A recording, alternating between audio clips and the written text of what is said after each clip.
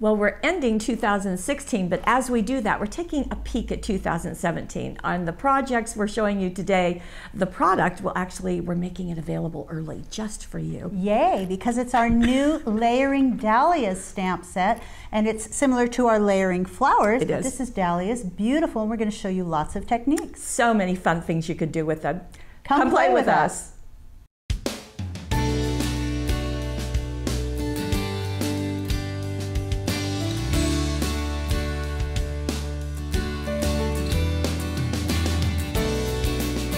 Well, here is our brand new gem, Layering Dahlias. Beautiful, and I love that it has different sizes of those Layering Dahlias. That's 25 clear silicone stamps. And take a look there, and you can see that, so number 1 is the solid, then number 2 is more detail, and number 3 has less detail, but it's more defined, right. I guess. You're also going to see that this number 2 piece can be used on its own, and it's very recognizable, so you don't actually have to do the layering. You can do lots of background stamping with that. So once again, we give you the steps, and then we say, you can use them or not. You know, you can do whatever you like. I do want to point out one other thing that's unique about this stamp versus the Layering Roses that we have, Layering Flowers, is we have the back image of a flower. Kind of a side. Right, yeah. so it's got this little opening here. If we can get in close, I just want to show you. There's a little opening, like a shadow opening. You're going to stamp those on top of each other, and then you're going to find the stem that fits right in there. Gotcha. So that's a different thing, and I think that's kind of nice. You can make that nice little green stem. And then, of course, on the back side, we give you not only ideas, because after all, this is hot off the press, but we also just kind of detail out that, you know, number 1, number 2, number 3, 1, 2, 3, and 4. And 4 with the stem. There you go. And plus you've got greetings, so it is a complete set, and that's really, really nice. Very useful. Now, what can you do with it? Yeah. You might ask. Well, here is the first one, and Teresa did this for us, and she's done, as you can see, she has used the 3 steps. And we will, in all of these projects, I think all of them, we will be using the cat's eye cues that we had designed to go with the layering stamps. These are pigment inks from our friends at Clear Snap, and they are a Paper Wishes exclusive. So in pinks, in blues, in purples, yellow greens, and in reds. Right. So. And in this project, we're using the reds and the one called yellow green, because it's got yellow and green in one set. And there's something unique on the center of these flowers as well. Yes, and as I floofed this a little bit, you can see the shine, and that was done with the 3D crystal lacquer. And that is such a good tool to have at the ready. Right. And it just adds such a wonderful little pop of shine so effortlessly. Well, I, for one, would like to get into showing you how you make those flowers. Oh, you have one more thing to show? Well, I just thought this layering, well, layering flowers, but also layering of the labels was done with our Labels and Trims cutting die. And I just kind of like to show you that because it's been so popular that, you know, we can still keep using it. So now you can go. Okay, so the flowers individually. First of all, I'm going to use the Misty stamp tool, which is perfect for lining up those layers, and I'm going to show you just how to do that. We start by opening this up, and you place your cardstock, and there are 2 little magnets that hold that nice and tight in place. I like to put that right in the corner, and then I use that first piece. And if I could refer to the stamp set for just a moment, which is right here. Then what I'm going to do is stamp these medium flowers. There's here's the large one, this is kind of a medium or medium small. And you start with that solid. And something that I like to do is I kind of like to take the stamp and line it up with the image, and I go, okay, this looks like that, so now I know this is sort of upright and that's the way I want it. Oh, it'll be easier for the different layers, won't it? Okay. And I also want to show that the first thing I did was you place it where you want it on the paper, then you close the Misty and that picks it up. Okay. So now that's ready to ink, and I have my cat's eye cues, and I'm going to start with the lightest color. That's a good point, and that's something we want to say. It says it on the packaging, but you always start with the lightest color. Right. It just works out best that way. If you were to start with a darker color, then you're trying to stamp the lighter on top of it. It doesn't work quite so well. Might work with something like embossing, but not with just the pigment ink. So here we go. Press that down. I love the stamping, the Misty, the Misty stampy. Now the Misty has been wildly popular, and that's great. We do also carry a counterpart, which is the Precision Press, right? Which doesn't have quite all of the features, but I need that stamp set. It is also available. Okay. So I'm going to go to the next layer. I'm going to take that stamp and I sort of line it up over that image to make sure that I have it in the right direction. That's what I was saying. That's there. I've got it just like so. So I know it's going to be like that. And then I'm going to find the edges and line it up. And it's so much easier to line it up this way. There we go. Once I have it in place, then I close again, and then I ink the second layer, which is going to be just a little bit darker. So go ahead. So this is kind of a peachy orange. It is. Where would we be with our layering stamps without something like the Misty? I think it's, even if you don't have the Misty, we do this. You can just do this with acrylic block. Get on top of it, really look over it. But that's what's nice about the acrylic stamps, is that you can see through. So isn't that beautiful? You've already got that. And now we've got one more layer to do. So back up to the top of the Misty, take that off. I've got the next one. I'm going to look at my stamp set. So I sort of line it up. Let's see, it's just about, oh, which way does it go? Like, oh, here we go, just like so. So I know it's that direction, holding it that direction. Put it right on top of the stamp, just like so. And there's always like there's one point on an edge somewhere that matches up just perfectly, and that's what I'm trying to find. Let's see, I think it's, no, line up the center. There we go. I think I've got it right there. Close it up and do that last layer, and I sort of marked my inks with Dazzle so I know which one was next. What did you do? Well, I used the little the jewel dazzle. I wanted the light color first, so I put the small dazzle, and then there's the medium color, and then there's the top color, so I put the large one. Yeah, it's easy to remember that way. Especially when you're doing film work. Right.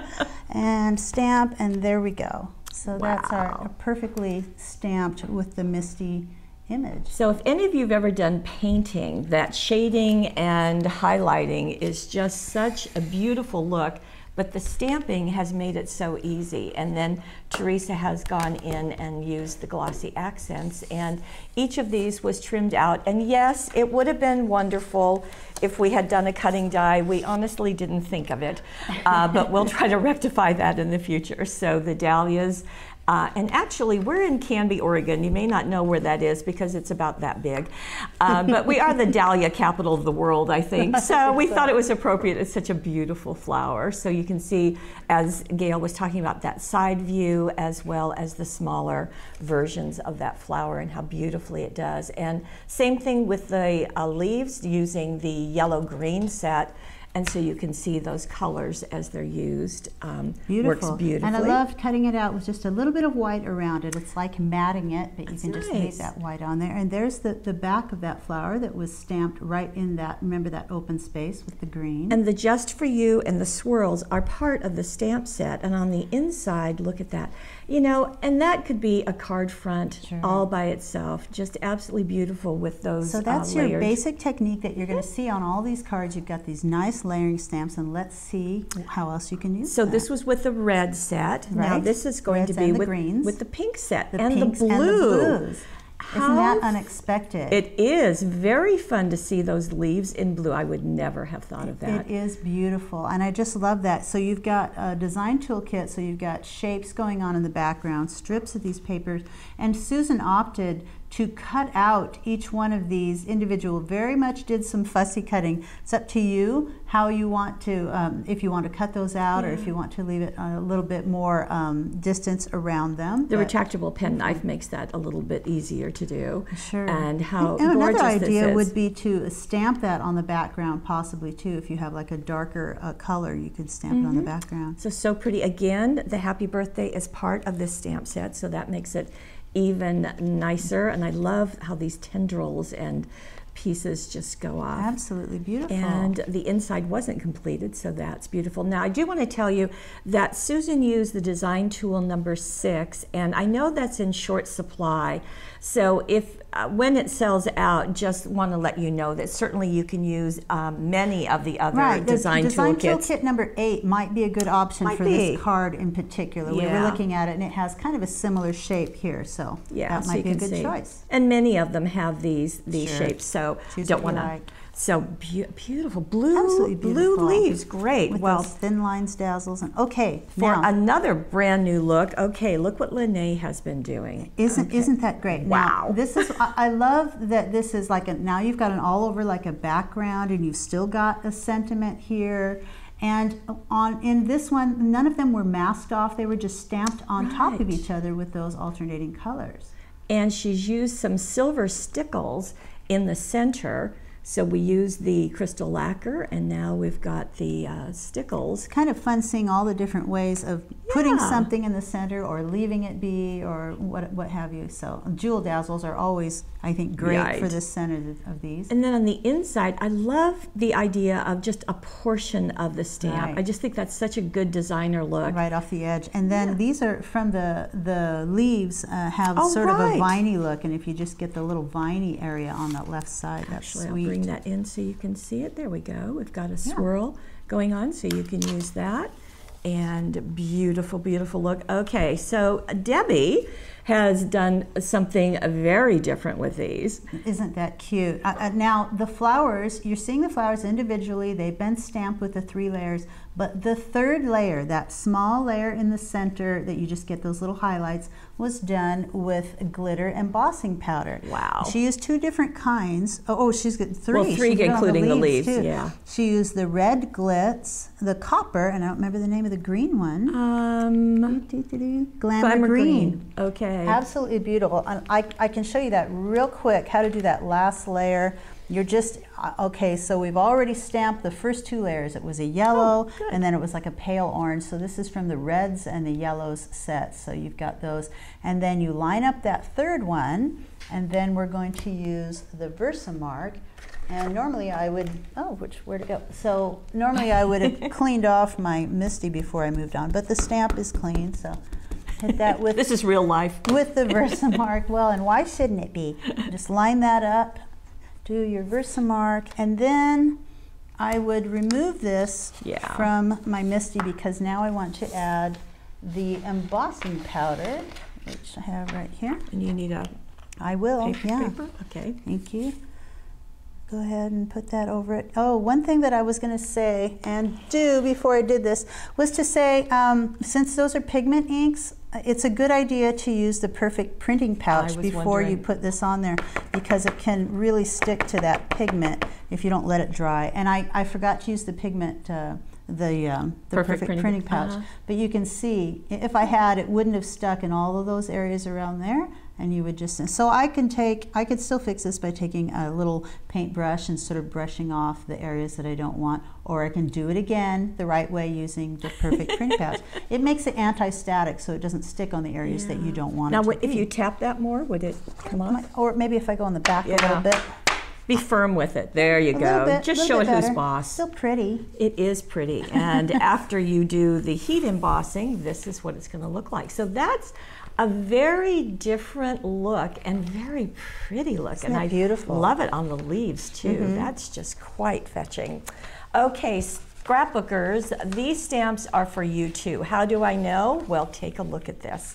This is obviously a 12 by 12 page. Don't they look gorgeous? It looks like in Hawaii or South Pacific somewhere. It says Bulgaria. Oh, Bulgaria. I know, it looks like that, but it says Bulgaria. Okay. Bulgaria. Well, I stand corrected. I guess I have thoughts of Hawaii on my head. But what's unique about these, okay, if I lift it up a little bit, you can see, so some layering was done. So Debbie took some of them, made some of the larger ones, then she made smaller ones and cut out the center areas. And she stamped it, all 3 layers, but she just cut out that and foam taped it in place. But you're also seeing a nice gloss. And that's because after she stamped all 3 layers, she then used Versamark over the whole thing and used clear gloss embossing powder. Right, and I'm not sure we're picking up that shine. So let's see if we can get, okay, there you go. So that's what it's looking like. And of course I can feel the gloss as I rub my finger over it. But it just adds an extra shine to it, and it's really, really nice. Of course, you know, in the Webisodes we want to show you lots of different options.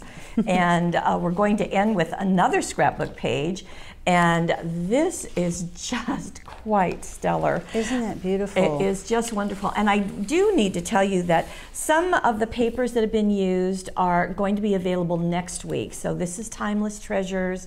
This was Painted Lace? Painted Lace, okay, that's Painted Lace, Timeless Treasures, and just gorgeous. So it really kind of lends itself to collaging very easily with these papers, because that's what you're seeing in the background. Now Teresa stamped on our gold metallic paper. That's a 12 by 12 paper. Right, and she used the Timber Brown Stays-On and the Marine Surfaces, but she also used only one layer of those stamps. This is where she just used that second stamp. That's what you were talking about. Right, instead of using all 2 or 3. So she let gold be kind of her base color, because that's the paper color, and then just added but it really kind of gave it kind of a mottled look a little bit with that stamping, which I think is a nice vintage look. It's amazing. It's gorgeous, and she's done that all over the page. Right. And she's also used some of the new framed foiled fancies, and has done some techniques with those.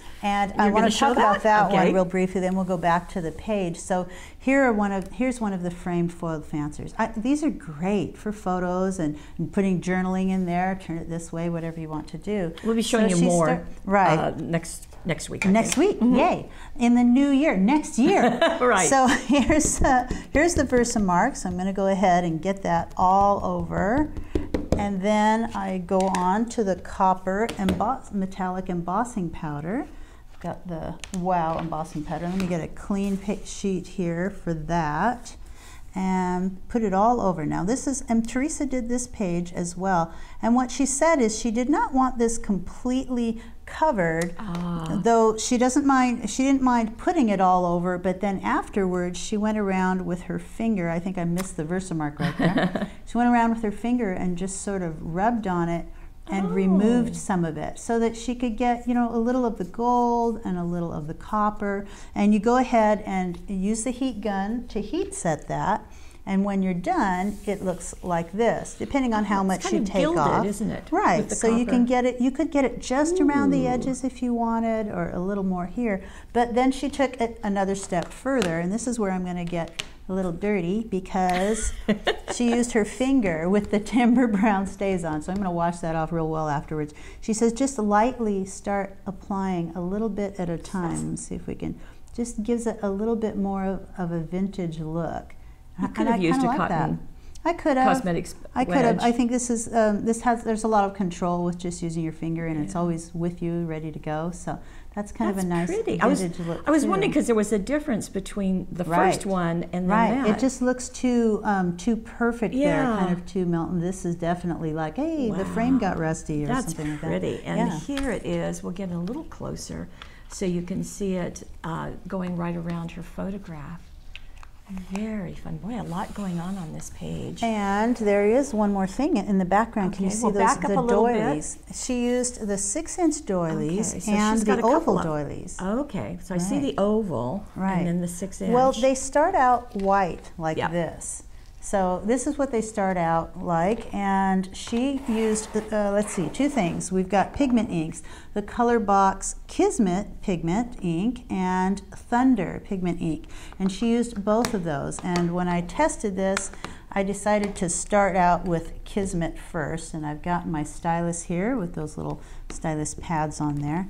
And you just start inking by going around. I kind of like going around in a circle and getting a nice layered look, so there's not too much lines going on. So get that really all over. It's okay if a little bit of white shows through, and then move on to the next color, which is Thunder. It's kind of a little bit of an olive green, and maybe a green brown actually, and you just start adding it so just kind a of little mixing bit. them. Right, mixing those colors and getting that vintage look background with just a little bit of pink in there. Very pretty. So fun to play with. And that way, if you don't want the stark white, that's a great way to alter it. Right. So very pretty. You can see lots going on. So I have to say, I love stamping those on the gold. That is just I think stunning. it is. It's just beautiful, and with those rhinestones on the center of them. So lots of different ways to use the new layering Dahlia stamp set. So lots of colors, lots of techniques, Right. lots of ways, and that's what we particularly like. Yeah. So we'll see you in the new year. Okay.